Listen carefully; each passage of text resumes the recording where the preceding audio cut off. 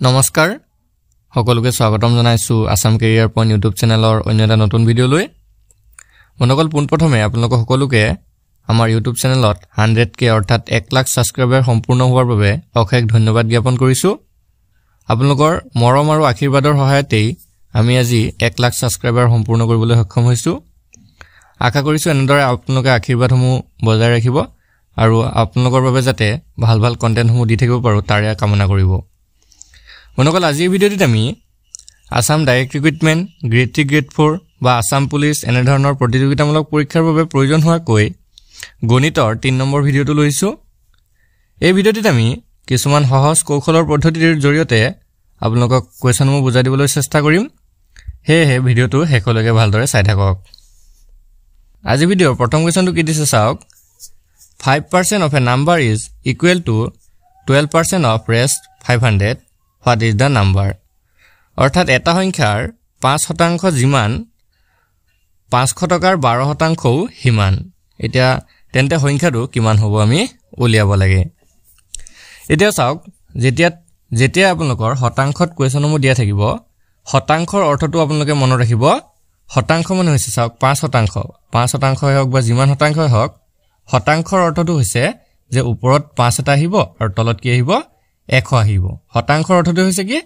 100 ভাগৰ যিমান শতাংশ দিয়া থাকিব হিমানটো যদি বোলে দিয়া থাকে 20% দিয়া থাকিলে কি হ'ব ওপৰত 20 আহিব তলত কিমান আহিব 100 আহিব বোলে দিয়া আছে 10% তেনেহলে কি আহিব ওপৰত 10 আহিব তলত 100 আহিব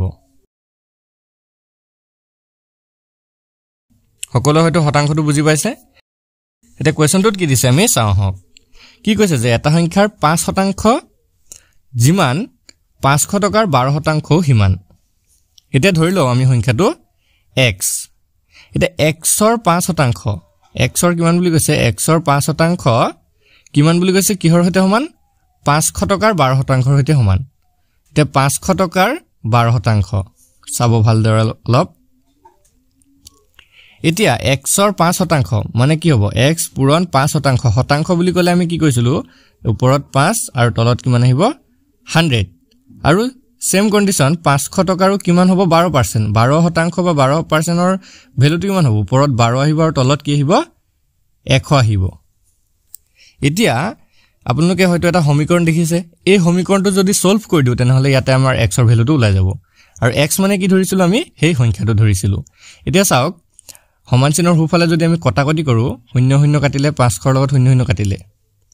আৰু ইফালে কিমান থাকি গল চাওক ওপৰত থাকিলে 5x তলত থাকিলে 100 হয়নে আৰু ইফালে কিমান থাকিলে 5 12 পূৰণ হ'ব 5 12 60 এতিয়া 5x ৰ তলত 100 টো কি হৈছে চাওক ভালদৰে হৰণ হৈ আছে এতিয়া হৰণটো যদি হিফালে গুছি যায় সমান চিনৰ হুফালে গুছি গলে কি হৈ যাবগে পূৰণ অৰ্থটো কি থাকি যাব ইয়াত 5x থাকি যাব আৰু ইফালে হৈ যাব 60 পূৰণ 100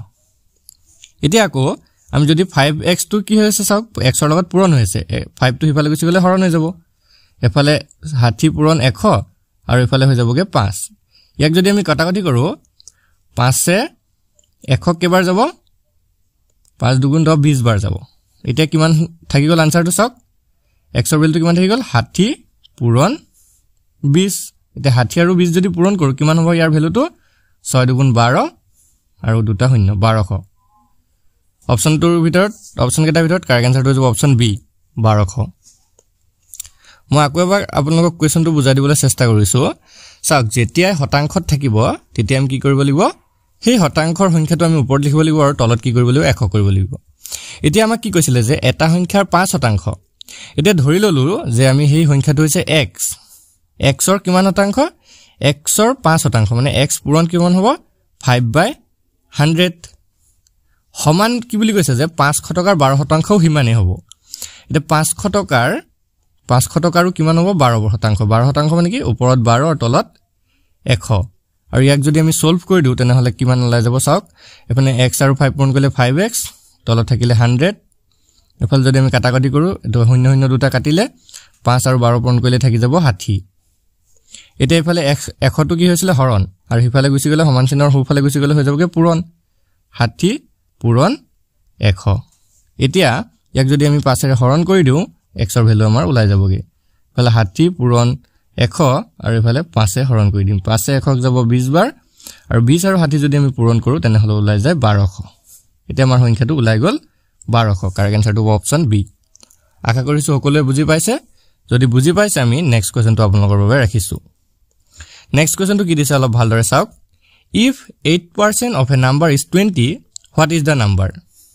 যদি এটা সংখ্যাৰ 8% 20 হয় তেন্তে সেই সংখ্যাটো কি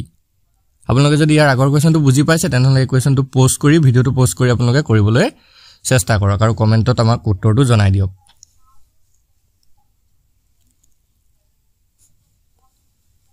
এটা কি দিছে চাওক যে এটা সংখ্যাৰ 8% যদি 20 হয় তেন্তে সংখ্যাটো কি হ'ব আমি একে ধৰণে কি কৰিম চাওক ধৰি লৈছো সংখ্যাটো কিমান x আৰু x ৰ কিমান শতাংশ বুলি কৈছে চাওক x ৰ 8% x ৰ 8% মানে কিমান 20 এতিয়া মই শতাংশত থাকিলে কৈছিলো অথনি বা ইয়াৰ আগৰ কোৱেশ্চনটোত মই কৈছিলো শতাংশত যেতিয়া থাকিব কি কৰিব আপোনালোকে ওপৰত সেই সংখ্যাটো পাতিব আৰু তলত 100 কৰি দিব মানে x * 8/100 সমান কিমান হৈ যাব 20 এতিয়া ইয়াক যদি আমি সলভ কৰি দিও কিমান হ'ব ইফালে 8x হ'ব তলত 100 হ'ব আৰু ইফালে হৈ যাব 20 সমান 20 এতিয়া 100 টো ইফালে যদি হৰণ হৈছে ইফালে গুছি গলে পূৰণ হৈ যাব 20 পূৰণ 100 এতিয়া x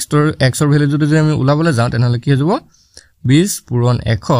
আৰু তলত হৈ যাবগে 8 এতিয়া আমি যদি হৰণ কৰো কাটকুট কৰো তেনহলে ইয়াক 8 এ যদি 4 এ কাটো দুবাৰ যাব আৰু 4 এ 20 কাটিলে 5 বাৰ যাব 2 এ 1 যাব কেবাৰ 2 এ 1 যাব 50 বাৰ 50 পূৰণ 5 কিমান ওলাই গল আমাৰ 50 পূৰণ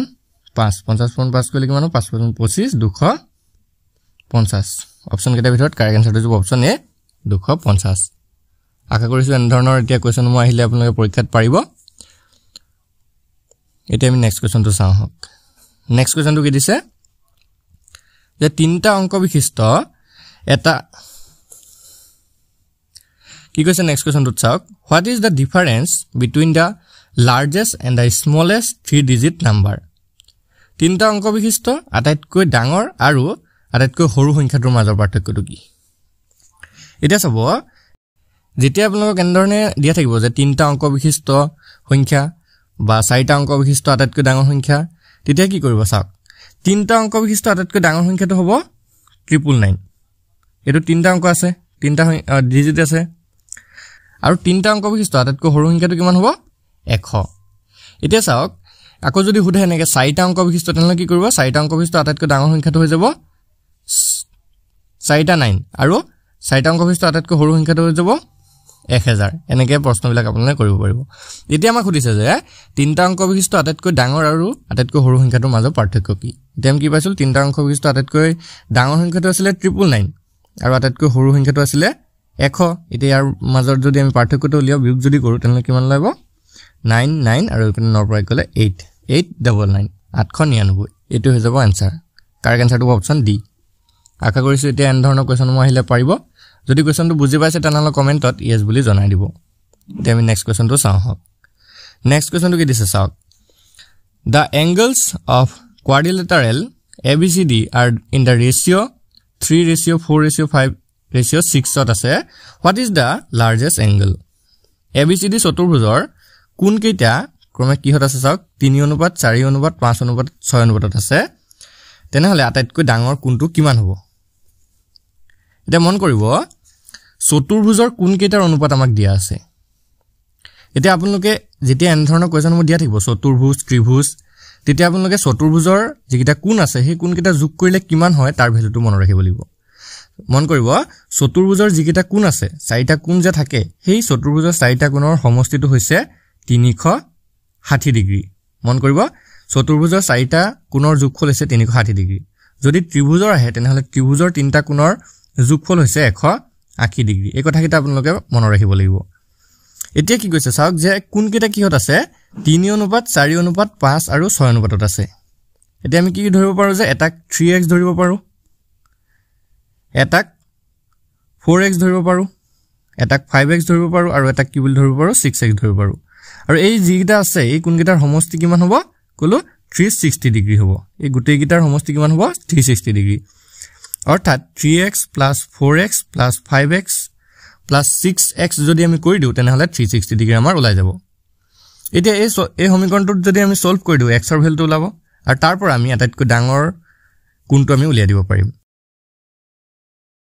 এতিয়া চাওক 3x আৰু 4x যদি প্লাস কৰো 7x হ'ব 7x ৰ লগত যদি 5x প্লাস কৰো তেনেহলে কিমান হ'ব 12x 12x ৰ লগত যদি আমি 6x যোগ কৰো তেনেহলে কিমান হ'ব 18x টোটাল হৈ যাব আমাৰ 18x ইকুৱেল কিমান হ'ব 360 ডিগ্ৰী এটা আমি x ৰ ভ্যালুটো ইয়াৰ পৰা উলিয়াব পাৰিম 360 ডিভাইডেড বাই 18 18 36 যাব দুবাৰ উলাই গল আমাৰ 20 x ৰ ভ্যালু যদি 20 উলাই যায় আমাক কি হদিছিলে চাওক আটাইতকৈ ডাঙৰ কোনটো কিমান হ'ব হে অনুপাত কিটাত চাওকচোন আটাইতকৈ ডাঙৰ অনুপাত কোনটো আছিল 3 অনুপাত 4 অনুপাত 5 অনুপাত 6 আটাইতকৈ ডাঙৰটো আছিল 6 এতিয়া আমি 6 ৰ লগত যদি আমি 20 ডিগ্ৰীটো পূৰণ কৰি দিও তেনেহলে আমাৰ আটাইতকৈ ডাঙৰ কোনটো উলাই যাব এতিয়া যদি কৰো পূৰণ আমি 6 পূৰণ 20 ডিগ্ৰী যদি কৰো কিমান হ'ব 6 দুগুণ 12 120 ডিগ্ৰী অপচন কিটা ভিতৰত চাওক 120 ডিগ্ৰী আছে না নাই অনুকল কাৰেক্ট আনসাৰটো অপচন সি 120 ডিগ্ৰী আশা কৰিছো সকলোৱে বুজি পাইছে যদি আপোনালোকে কোৱেশ্চনটো বুজি পাইছে ধৰিব পাৰিছে তেনেহলে কমেন্টত ইয়েস বুলি লিখি জনাই দিব এতিয়া আমি নেক্সট কোৱেশ্চনটো চাওঁ হক নেক্সট কোৱেশ্চনটো কি দিছে চাওক if the side of a equilateral triangles are in the ratio 2:3:5 and the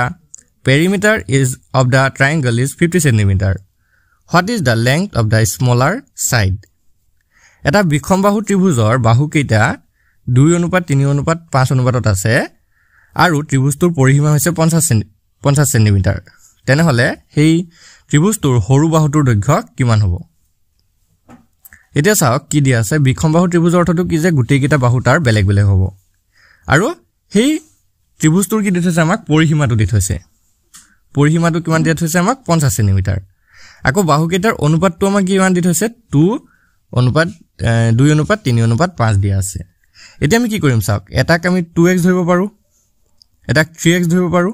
আৰু এটাক 5x ধৰিব পাৰো আৰু এই গুটেই কেইটাৰ সমষ্টিটো পৰিসীমাটো আমাক কিমান দি থৈছে 50 একদম সহজে আমি এটো উলিয়াব পাৰিম 2x + 3x + 5x = 50 দি থৈছে এতিয়া আমি যদি ইয়াক সলভ কৰো তেনেহলে x ৰ ভ্যালুটো ওলাই যাব 2 3 5 5 5 10 10x = কিমান ওলাই গল আমাৰ 50 x ৰ ভ্যালু ওলাই গল 50 ডিভাইডেড বাই 10 10 যদি 50 খন কৰো 5 ওলাই গল x ৰ ভ্যালু যদি 5 ওলাই তেনেহলে আটাইতকৈ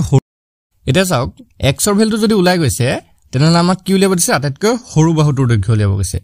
এতিয়া অনুপাত কিটা আটাইতকৈ সৰু অনুপাতটো কিমান আছিল চাওক 2 এতিয়া 5 আৰু যদি 2 পূৰণ কৰো আমাৰ আটাইতকৈ সৰু বাহুটো ওলাই যাব 5 দুগুণ কিমান 10 cm অপচন কিটা ভিতৰত কাৰেক্ট আনসাৰটো হ'ব অপচন সি 10 cm আশা কৰিছো সকলোৱে বুজি পাইছে আৰু এনে ধৰণৰ কোৱেশ্চন আহিলে আপোনালোকে খুব কম সময়ৰ ভিতৰতে যাতে এইবিলাক কোৱেশ্চন আনসাৰ কৰি থৈব পাৰে তে নেক্সট কোৱেশ্চনটো চাও কি দি আছে চাওক if the circumference and area of a circle are numerically equal what is the diameter of the circle কি কৈছে চাওক যদি এটা বৃত্তৰ পৰিধি আৰু কালিৰ মান সাংখ্যিকভাৱে সমান হয় তেন্তে বৃত্তটোৰ ব্যাস কিমান হ'ব চাওক কি কৈছে এটা বৃত্তৰ পৰিধি আৰু কালি এই দুটাৰ মান যদি সমান হয় তেনেহলে সেই বৃত্তটোৰ ব্যাস কিমান হ'ব